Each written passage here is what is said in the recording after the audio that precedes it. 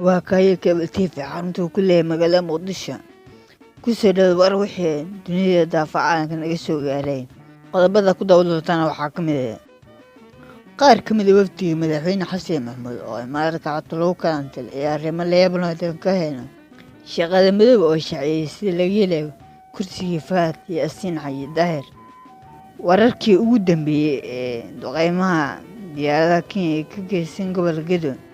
balankii codka kalsooni loogu qaaday ra'iisul wasaare Xamse oo dib u dhac ku mid iyo sabta ka dambeysay waqtoodan dawarka ku dhawaad 10 Soomaali lagu dilay dalka Itoobiya khabarka dibadana waxaa ka mid ah diinta Islaamka oo la filayo inay ka noqon doonto tan labaad ee ugu weyn dalka Mareykanka intaas waa qodobada ugu weyn warka haya cable TV minkana u dirgo iyo waa dhameystiran